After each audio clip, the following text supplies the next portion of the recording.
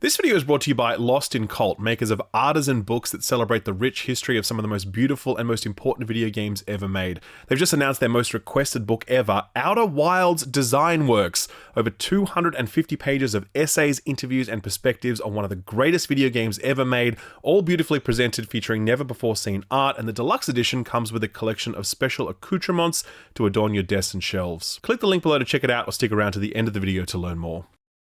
Gamers, welcome back to This Week in Video Games, the show where we bring you last week's news this week. You're welcome. Hopefully October is treating you well so far. Lord knows there's been no shortage of stuff to play. I just wrapped up both Silent Hill 2 and the Diablo 4 Vessel of Hatred campaign. One of them was incredible, the other one, not so much. You'll have to wait for my coverage to go up to find out which is which, but I'm pretty sure you can guess. Alright, plenty of stuff to get through this week, including the official reveal of Destiny on mobile, so let's start with that, shall we?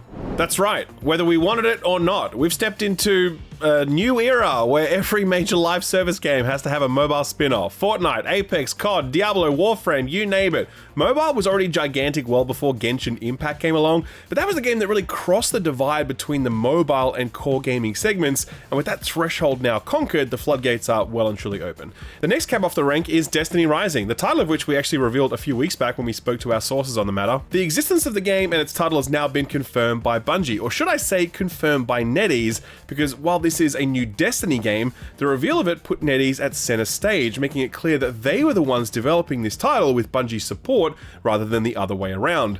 NetEase uploaded both a reveal trailer and a developer deep dive, very reminiscent of the Bungie Vidocs that are their signature.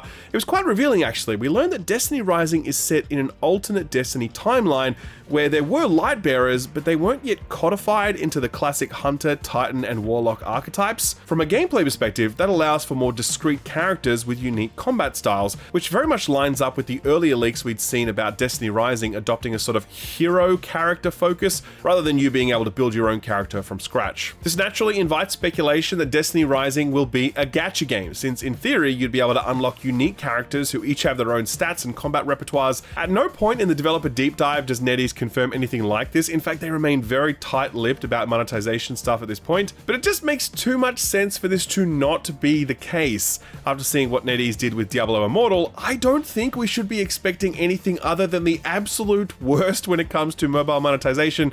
Having said that, the MiHoYo games have managed to find a bit of an equilibrium that manages to keep your average player happy and not feeling too fleeced, so hopefully NetEase can arrive at the same sort of balance, but again, let's not get our hopes up. In terms of visuals, it definitely looks like a mobile version of Destiny, and honestly, that's a good thing. Mobile hardware can do a surprising amount at this point, and clearly NetEase are pushing those hardware frontiers to deliver something that looks pretty decent. Obviously a big downgrade versus what you can get on console or PC, but still close enough that you feel like you're getting something authentic to the universe. Most notably, Destiny Rising will offer both a third-person and first-person option, the latter being a requirement for Destiny purists and the former being a requirement for monetization specialists who understand just how important it is to be able to see the character model you spent $600 real-life dollars gambling for. That's not all though. Third-person is also just a preference for many people, and now for the first time they'll be able to experience a version of Destiny that offers them that option, and not just when you're using a sword, mind you. NetEase did say that Destiny Rising is still early in development, which we don't quite believe given our understanding of the development timeline.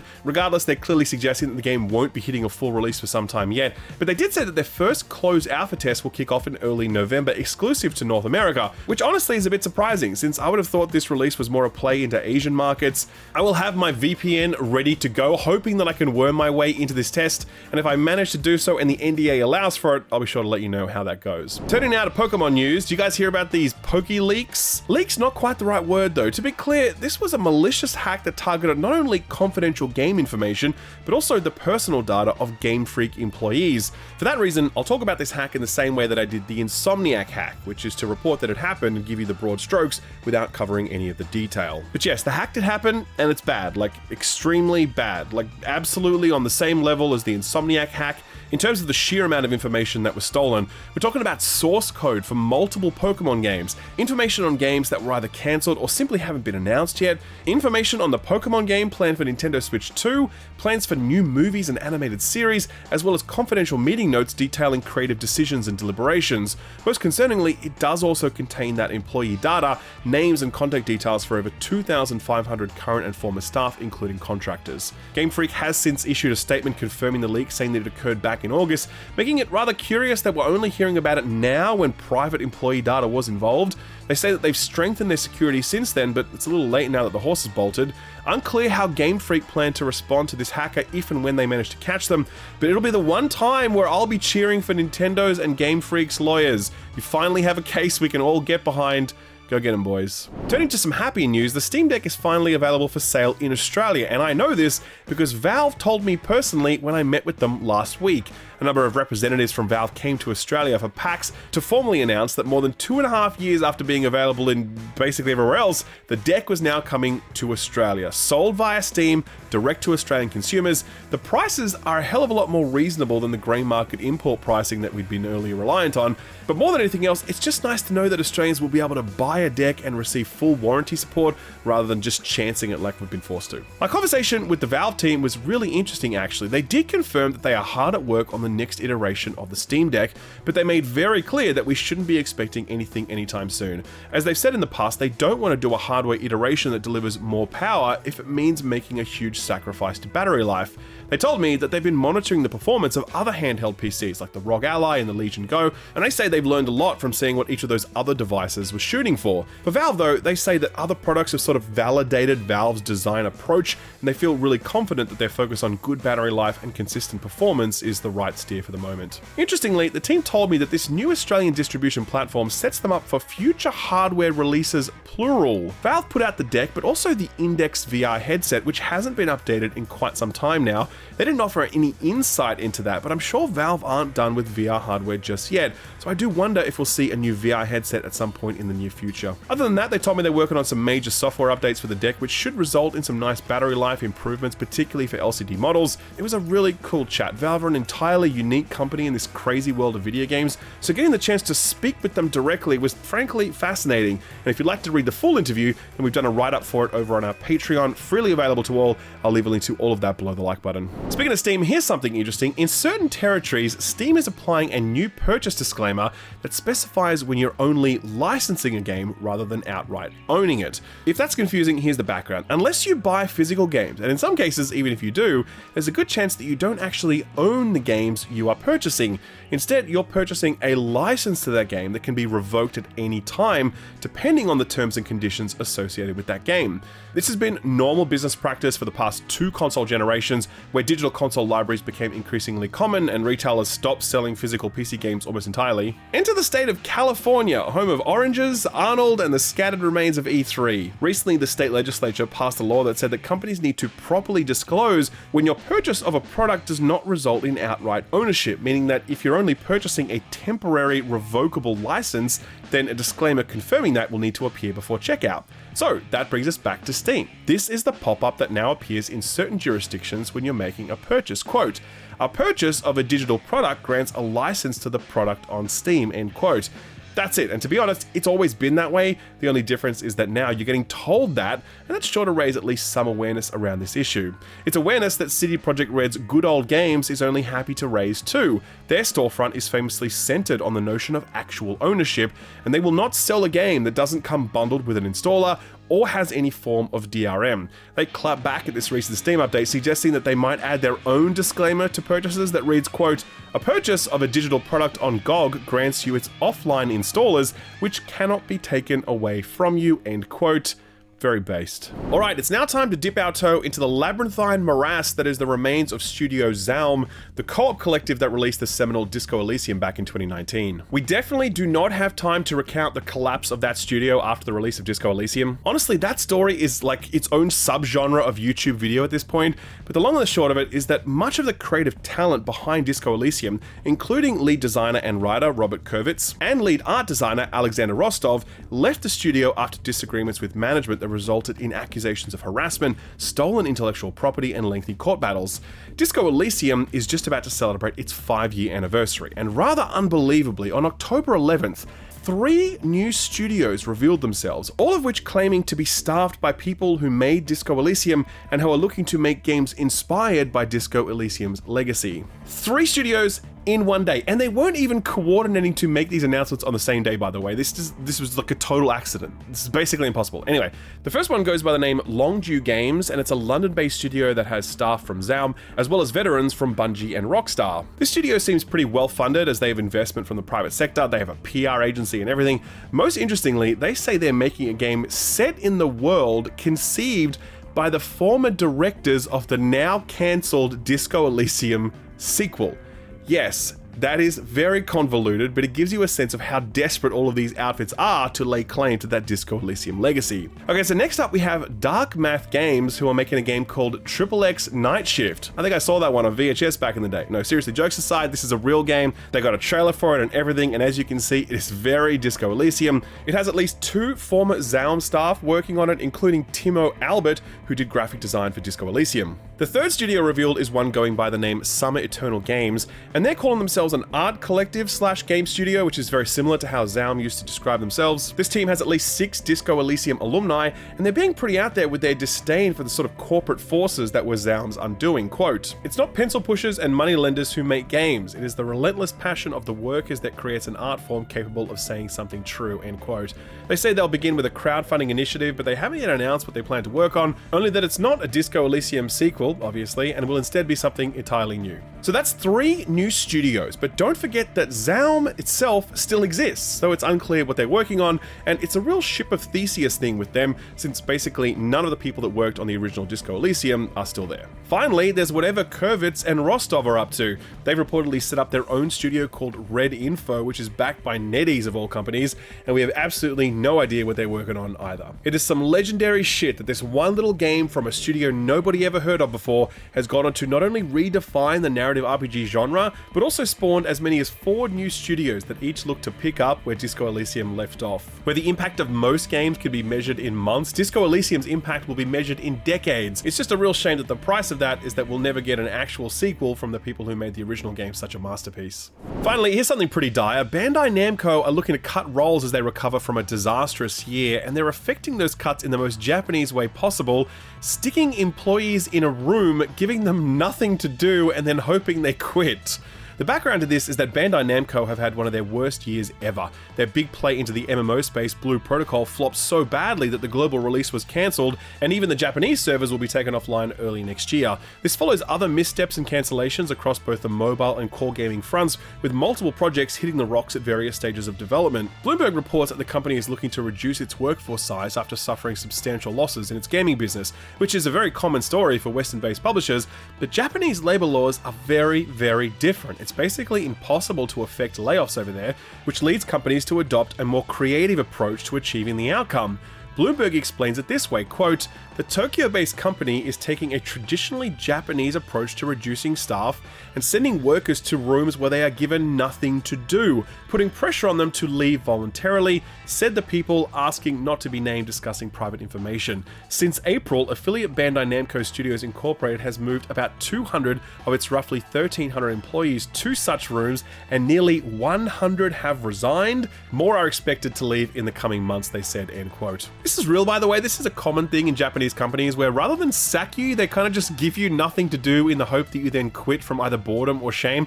Wouldn't work over here, of course. We'd be like, what? You're paying me to sit there and do absolutely nothing all day? What's the catch? In Japan, though, it does actually get the job done. Bandai did respond to Bloomberg with a statement denying the practice and saying that these people were just chillin'. Quote, "Our decisions to discontinue games are based on comprehensive assessments of the situation. Some employees may need to wait a certain amount of time before they are assigned to their next project, but we do move forward with assignments as new projects emerge. There is no organization like an Oidashi Beya at Bandai Namco Studios designed to pressure people to leave voluntarily," end quote. Sure, Bandai, we totally believe you. A quick lightning round to finish off. X-Defiant is not shutting down. That's according to game director Mark Rubin, who said as much on Twitter. Game's probably not in a great spot when you need to be making those sorts of clarifications, but there's been plenty of chatter about the fate of the game given Ubisoft's recent admission that the game has underperformed. Rubin explained it rather transparently, quote, "We have done very little marketing, so yes, our numbers are down, but that is just to give the team the time to get the game in a better place before we do bigger spends on marketing to bring new players to the game and to bring back players that have left," end quote. I guess we'll see if all that turns out to be true or not in the future. Konami are looking to pick up where EA left off by getting the rights to the FIFA license, but only for FIFA esports tournaments? EA famously abandoned the license after football's laughably corrupt governing body tried to exact a licensing price that was so high that EA thought it better to rebrand their best-selling product rather than pay it. Connected to that license were a number of FIFA-sanctioned esports tournaments, and now those tournaments will see competitors playing Konami's eFootball rather than EA's FC25. eFootball was, for a time, the lowest-rated game on all of Steam. After a disastrous launch that saw Konami scrambling to fix the game, they've made some improvements, and as such, the game now sits at a mixed 63% on Steam, but the quality gap between Konami's and EA's offering is still vast. Something tells me not to expect huge viewership for the next FIFA esports tournament. Some rare good news: after the closure of Humble Games' publishing label, some of the people behind that label have formed a new publishing outlet going by the name Good Games Group. That team has already been contracted by Humble to continue shepherding their in-progress projects, so that's kind of a silver lining in all this. Sega is making a movie based on Shinobi. It's yet another obscure adaptation project that doesn't make a whole lot of sense except in the current video game adaptation Gold Rush climate. This one's being handled by Universal and production house Story Kitchen, the team behind the Sonic movies, and it's being directed by Sam Hargrave, who directed those Extraction movies on Netflix starring Chris Hemsworth. Did you see those? No, you did not. Neither did I. I feel like they go into that grey man category of big budget action films exclusive to Netflix that cost like $300 million to make, but that absolutely nobody watched. Hey, this is cool. Xbox are reportedly about to open up cloud gaming to allow you to play any game that you own in your Xbox library. This report comes from The Verge. Right now, you can only stream games in the Game Pass library, but apparently you'll soon be able to stream any game that's in your own personal Xbox library. That is pretty cool, not gonna lie. Kind of brings the tech in line with what Nvidia offer with GeForce Now, allowing you to stream any game across a number of libraries, including Steam, Epic, and Ubisoft Connect. Great move for Xbox. Let's hope The Verge's reporting on this turns out to be accurate. It usually is. Some quick sales numbers to top you off. The Tomb Raider series has now topped 100 million units sold. It always surprises me how popular these games were. Anyone who's played them back in the day using the original control scheme knows what I'm talking about. Metaphor ReFantasio is enjoying some fantastico sales. 1 million units in a single day. Compare that to Persona 5, which sold 1.5 million units in its first month, and you can see why it makes so much sense to also release your games day and date on PC. The Amazon-published Throne and Liberty has now hit 3 million players in its first week since launch, more than double that achieved by New World when it launched a few years back. Austin reviewed Throne and Liberty, by the way, and he was not the biggest fan. If you want to see the full review, I'll leave a link to that below the like button. But the big sales news this week was Dragon Ball Z Sparking Zero, which hit an absolutely astonishing 3 million units sold in the first 24 hours alone. It hit a peak concurrent player count on Steam of 122,000 players. Compare that to the peak of Dragon Ball FighterZ at 44,000 players, and you get a sense for just how massive this launch was. Hell, Multiverses was free to play, and that peaked at 153,000 players, so Bandai Namco have an absolute blockbuster on their hands here. A welcome bit of news for them, given that earlier story about their unconventional HR practices. So what got announced or delayed this week? Well, the most interesting reveal this week was the first game from Dreamhaven, a company founded by Mike Morhaime, one of the co-founders and former presidents of Blizzard Entertainment.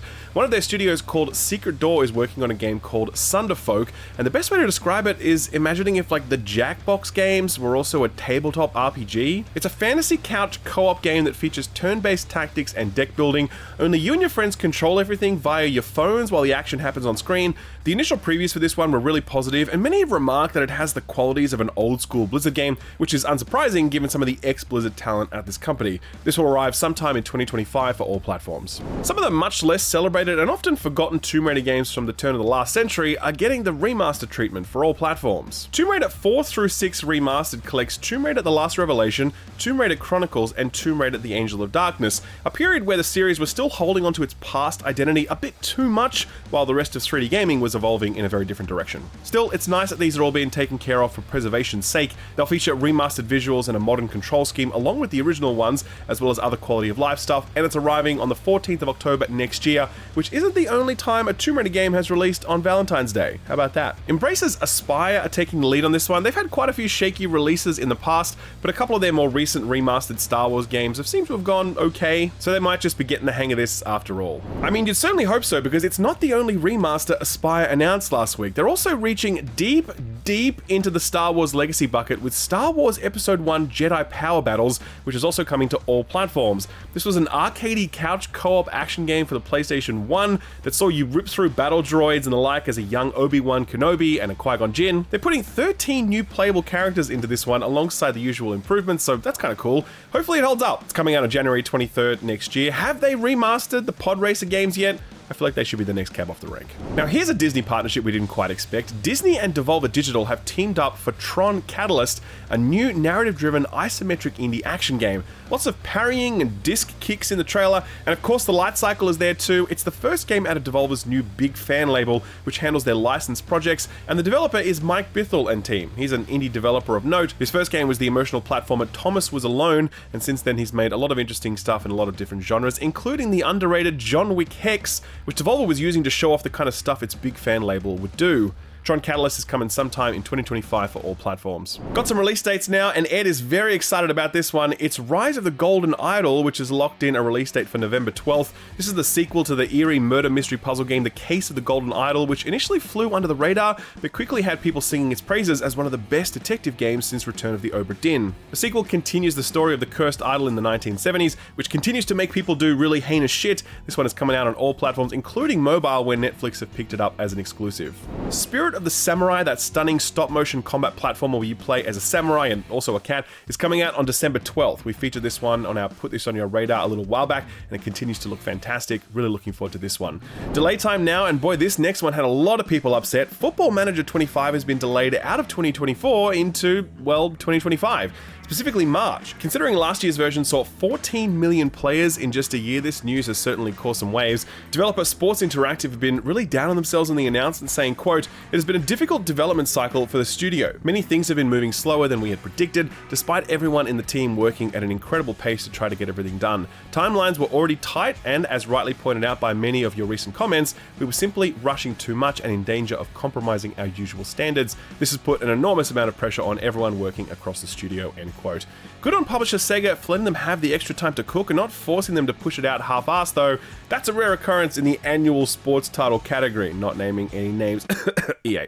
Here's a category of story that really sucks. Digital games going away forever. Last week it was announced that Little Big Planet 3 is going to be delisted from the PlayStation Store on October 31st. The latest version was developed by Sumo Digital rather than Media Molecule, and it was in the news at the top of the year when its online servers were shut down basically without warning after a long stint of technical issues. This delisting also includes all Little Big Planet DLC from the entire series. Anyone who owns the game or its DLC will still be able to access it past this date for the time being, but if you don't own it and you want it, you better get shopping, though even that's not a guarantee these days. So what came out last week? Well, to the surprise of absolutely no one, Dragon Ball Sparking Zero has made quite a splash. Reviews-wise, it's done well for itself with a strong OpenCritic score of 82. PC Gamer gave it an 80 out of 100, saying, quote, "Dragon Ball Z Sparking Zero is the new benchmark for Dragon Ball games. It captures the magic of the original Tenkaichi games perfectly, while the fresh approach to the well-worn story and its deep roster of characters serve as the ultimate celebration of Akira Toriyama's classic. When it's the pure Dragon Ball millions know and love, it's great.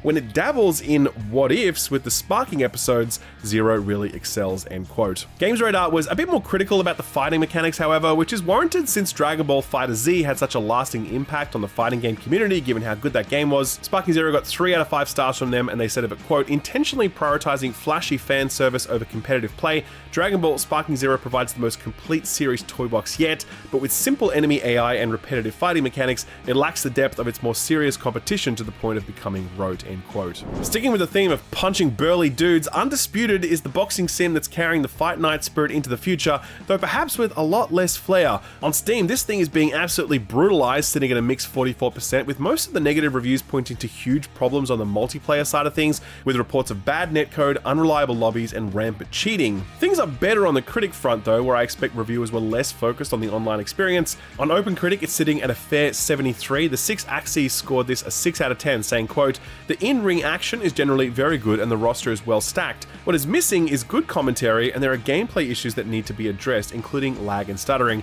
Undisputed is not quite ready to be the title challenger yet, but updates may see it get there eventually," end quote. I don't think Starship Troopers has much chance of replicating the Helldiver success if this 1.0 launch is anything to go by. It launched just last week and it really did not go well for them at all. On Steam, it's sitting at a mixed 47%. It's a big dive compared to recent ratings, and it can largely be attributed to the 1.0 release finally pulling back the curtain on the long-promised single-player campaign experience, which, to put it mildly, is very bad. I actually played this at Gamescom and I was kind of stunned by how half-baked it was.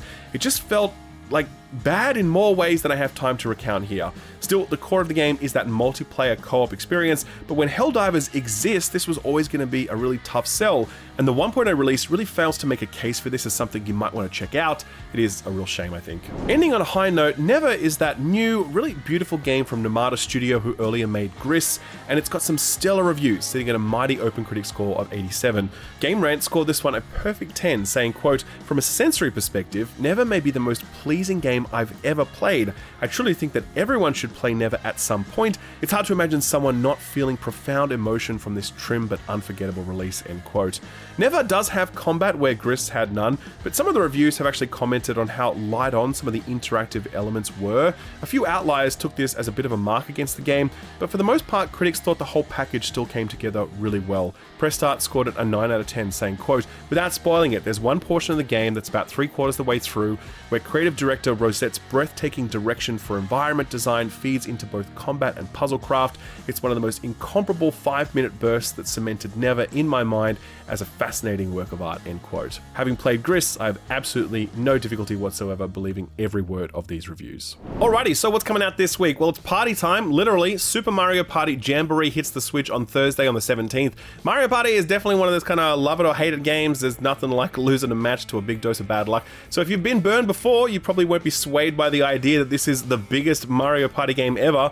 Ed has actually been playing this one, and he reports that a lot of the new mini-games are a big step up, and there's even a solo campaign, which is a light RPG type thing, where you do quests to help set up the game boards, meaning you can literally have a party for one. Kind of sad when you really think about it. Speaking of sad, A Quiet Place: The Road Ahead is a horror game based on the films of the same name. This one's also out on Thursday for PC, PS5, and Xbox, and it's being published by Saber Interactive. Silent Hill 2 has more than filled my horror cup for the month, but if you're chasing even more chills this spooky season, this one might be for you. MechWarrior 5 Clans is coming to PC, PS5, and Xbox this Friday. This is a campaign-focused MechWarrior game from Piranha, who also worked on MechWarrior 5 Mercenaries and MechWarrior Online. This one's boasting the big move to Unreal Engine 5, as well as a more cinematic experience than usual, with 4-player co-op and dynamic destruction. It's been a long time since I've played a MechWarrior game, so I'd actually be quite curious to see how the reviews fare for this one when it drops. A new game from Bandai Namco's European studios is coming out on Friday. It's called Unknown 9 Awakening, and it's a cinematic action game with an emphasis on stealth and psychic powers. It's part of a larger transmedia push involving books, comics, and podcasts, but to be honest with you,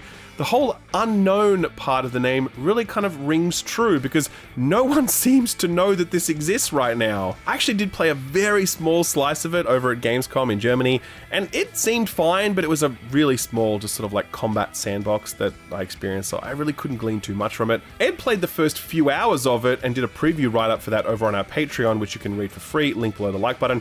Basically, he says it's kind of like a PS3 game in that it's a bit rough around the edges, definitely AA by today's standards, but it's really swinging for the fences in some areas, particularly its gameplay mechanics and its story ideas. Might be worth checking out. This one's coming to PC, PS5, and Xbox. Jumping over to next week, we've got Streets of Rogue 2 launching next Tuesday on all platforms. This is the sequel to the bonkers top-down open-world sandbox game from solo developer Matt Dabrowski, which incidentally has an overwhelmingly positive rating on Steam. It promises all the intricate system mechanics and sense of absolute freedom from the first game, only taken to a whole new level with a more detailed pixel art style and a banging soundtrack. Definitely worth keeping an eye on this one. Back to horror games for a second, with Fear the Spotlight, which is also coming out on October 22nd. This is the first release from Blumhouse Games, the horror film production company who decided to apply their creative thinking to game making and release a bunch of very different takes on the genre. Fear the Spotlight is a third-person PS1 style retro horror game where you play two girls who sneak into school after hours and try to survive a seance gone wrong. Pro tip, girls, you don't want to mess with Ouija boards, ever. And finally, here's a big one if you have a MetaQuest 3 headset, or are thinking of getting one. Batman Arkham Shadow is coming out on Tuesday, exclusive to that headset, or the newly released MetaQuest 3S. This one is being developed by Camouflage, who were acquired by Meta after a great track record in making VR titles. They did that Iron Man VR game, as well as the Metal Gear Solid-inspired Republic before that. I played this one at Gamescom, and I was very pleasantly surprised, to the point where I actually plan to play through this. Not right away, of course, since October is already way too stacked, but I do have a VR backlog too, and this one is going straight onto it. For real, I think this one is going to surprise a lot of people. One more game worth knowing about coming out this Tuesday, so put this on your radar.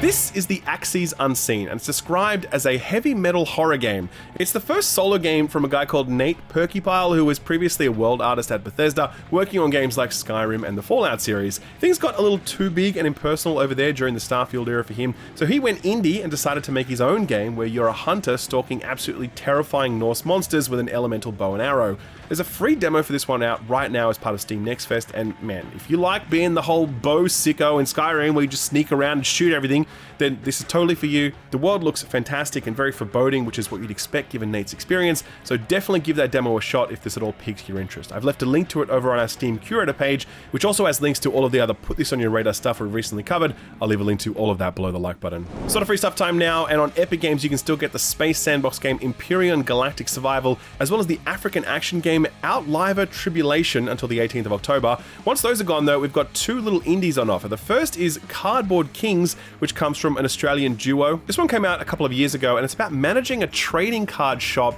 in a quiet little beach town.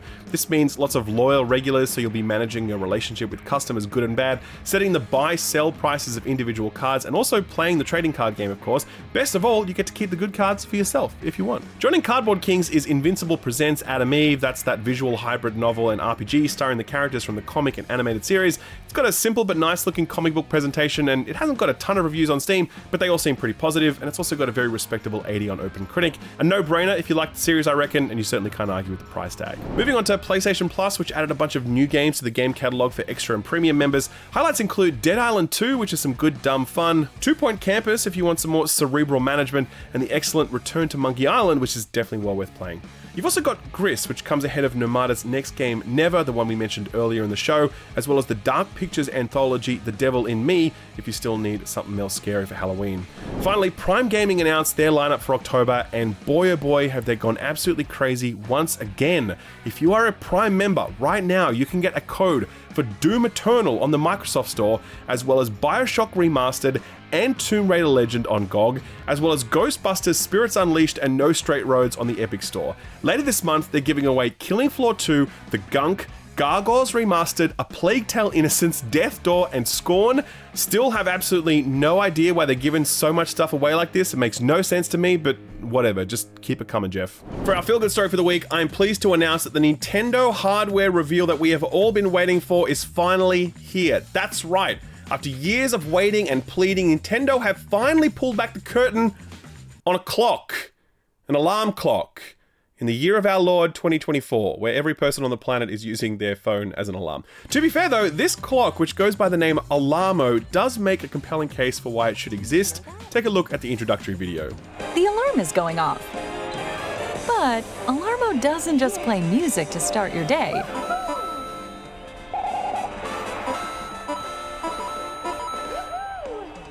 That's right. It responds to your body's movement with game sounds. Yes, it's a clock that tracks your body position and makes sounds when you move. So, I do wonder if an enterprising model will get in there and repurpose this technology to track other in-bed activities, triggering the appropriate sound effects, of course. Here we go!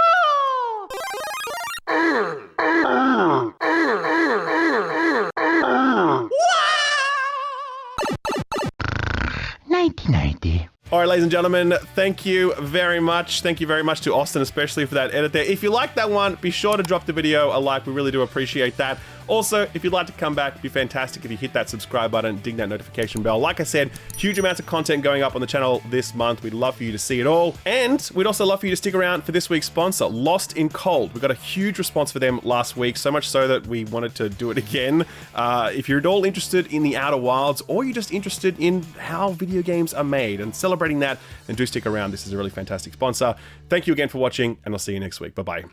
Very special sponsor for the video today. I think you're really going to like this one because I certainly do. So there's this company called Lost in Cold, and what they do is they make beautiful, and I mean really beautiful books that commemorate the artistry and impact of video games. They've done books on Sable, Citizen Sleeper, Immortality, and more, and in each instance, they speak to the people who made them, they speak to the people whose lives were changed by them, and they elevate new perspectives that help us rethink what these games mean and why they're so important. It also doesn't hurt that each book is immaculately presented both inside and out. This past week, Lost in Cold announced that they were giving the people what they wanted. They were delivering their most requested project ever, a book celebrating arguably the greatest video game ever made. That's right, Outer Wilds. Outer Wilds Design Works is not only Lost in Cold's most requested release, it's also their most ambitious.